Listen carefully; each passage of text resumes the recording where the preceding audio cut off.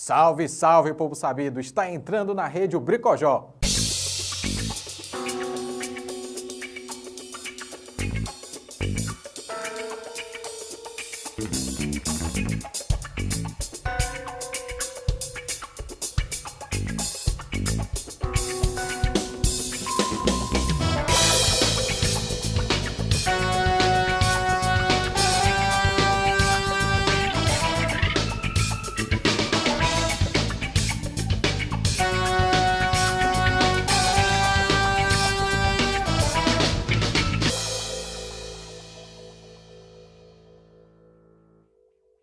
Um bom pra colagem de hoje, negada?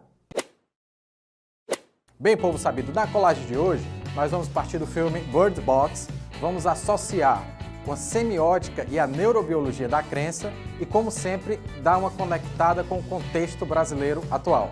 Eita, mano! Bem, povo sabido, vocês assistiram o Bird Box? Bem, é um filme que é baseado em um livro anônimo, né? E pense no baseado pesado, meu irmão, o negócio é coisado, né? Pense aí na lombra, é o seguinte, a mulher tá prenha e tal, tá no hospital lá. E aí, quando ela vai saindo desse hospital, começa a putaria. Como é a putaria? A parra negada começa a se matar. Pera aí! E o trânsito no meio do mundo, os carros se batendo. E aí, o que é que nos interessa destacar desse filme Bird Box? São 4 aspectos principais. O primeiro aspecto que eu gostaria de destacar era as vendas, ó. A negada tudo andando vendado, né? Porque se enxergasse as assombrações, o bicho, a negada se suicidava, né? Mó comédia. Ei, mano, dá certo não. Como é que eu vou ler o texto, mano? É só tu não lembra, tu não fez o texto, mano. Mas desse jeito aqui não dá não, mano. Como é que o cabo vai ver um negócio? O cabo esquece, mano. Sabe como é? Memória de brasileiro é curta, né? Tirei. Lembra. O segundo aspecto que nos interessa destacar do filme é o negócio de uns passarinhos. Né? Quando chegava as assombrações perto, ou os cabos doidos, né? Os passarinhos começavam a cantar, a mó putaria, o bichinho doidava lá, mó enxame. O terceiro aspecto são exatamente essas assombrações, né? As assombrações e também uns cabos que eram chamados os doidos lá, que conseguiam andar no meio da rua sem precisar das vendas, né? E aí, essa negada ficava querendo tirar as vendas da negada pra negada se suicidar. O bicho era perturbado.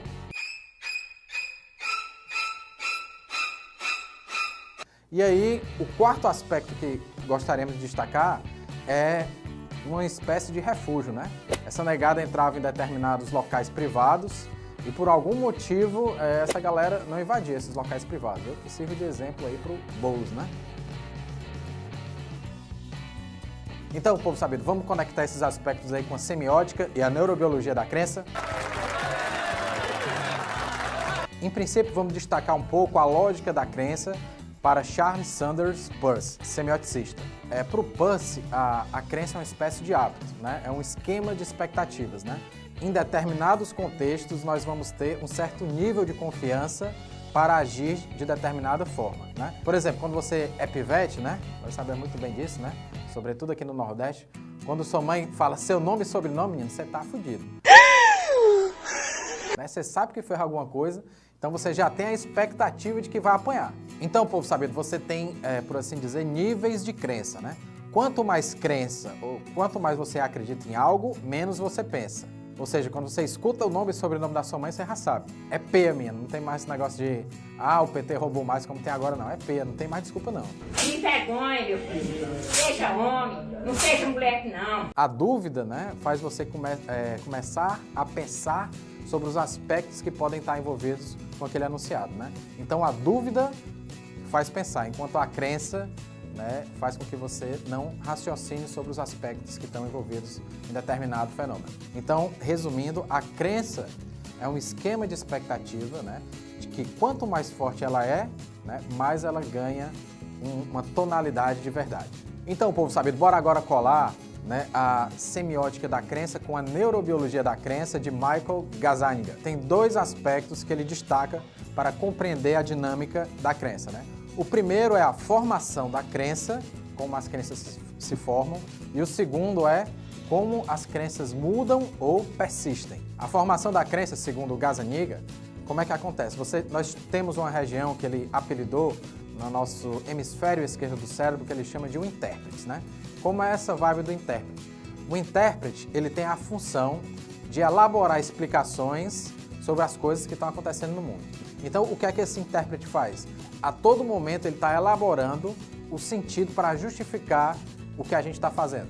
A formação da crença serve para nos livrar do caos, da comédia, da putaria, né? Nós precisamos dar ordem à nossa consciência para seguir em frente. Vamos pensar no exemplo, pessoal, desse negócio desse intérprete? Vamos pensar que o cabo tá todo coisado, tá todo torto, mancando uma perna, né? A mulher deixou, o cabo tá devendo, o cabo perdeu o direito trabalhista, o cabo comendo as comidas cheias de veneno. Aí o cara, meu Deus, por que isso? Eita, mano! Né? Então o intérprete ele tem que elaborar uma explicação para o cara ficar de boa e seguir em frente para ele entender o que está acontecendo, uma ordem. Ah, então o que é que a mente fala? Fique tranquilo, meu filho. O PT roubou mais. Aí o cara, é mesmo, né? Aí então pronto, aí o cara segue de boa. Bem, pessoal, o segundo aspecto da perspectiva neurobiológica da crença é que as crenças mudam, é a mudança ou a conservação das crenças, né? E como é que acontece essa putaria? É o seguinte, o homem de Neandertal, né? O homem de Neandertal ele já tinha essa consciência ampliada, né? Então, rapaz, tava a maior putaria do mundo, né? É negócio de sol, é negócio de trovão, é negócio de chuva, né? Então, o pensamento mágico sintetizando é o quê? É a nossa capacidade de acreditar em coisas, né, que lhe faltam tanto verificações empíricas quanto lógicas. Então, pessoal, esse dispositivo, por assim dizer, mágico do cérebro, né, é o que fundamenta a formação das crenças, né? E a manutenção das crenças, sobretudo as crenças que o autor chama religiosas, né? Onde você tem uma explicação mágica para tudo, né? Então, quando o cabo vê lá o negócio dos trovão, rapaz, o que diabo é esse trovão? Não, o cara, não, é uma invasão comunista e tal. Então, povo sabido, conectado com esses dispositivos mágicos de pensamento estão as emoções, né? Porque essas emoções estão a todo momento tentando preservar essas crenças. Por quê? Porque o nosso eu, ele é formado por esses distintos esquemas de crença, né? O que é que a emoção faz? Ou você atacar ou você fugir.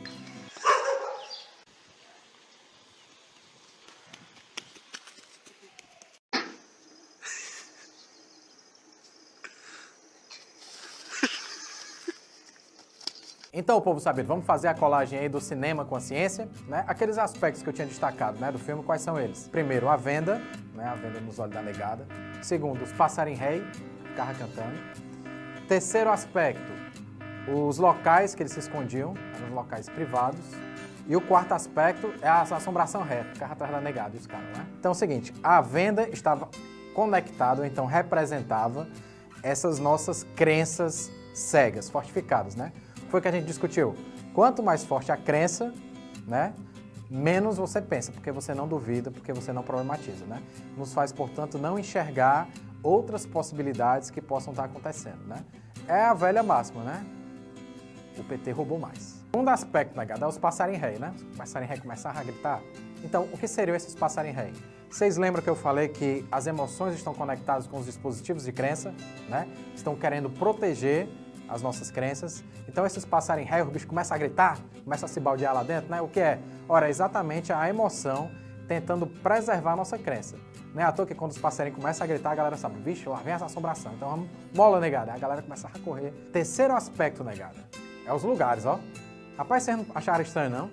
A negada entrava em determinados locais privados, aí as assombrações não entravam, ó, como se respeitasse. Não, é privado, não entra não, né? Então o bicho é do cara, essas assombrações, né? Então, o que é que simboliza isso pra gente? Ora, porque nos espaços privados é exatamente onde a gente consegue manter nossa crença. Por que a gente consegue manter nossa crença? Porque a gente expulsa, de certa forma, todos aqueles que poderiam problematizar. Onde é que tem um espaço de discussão? É o espaço público.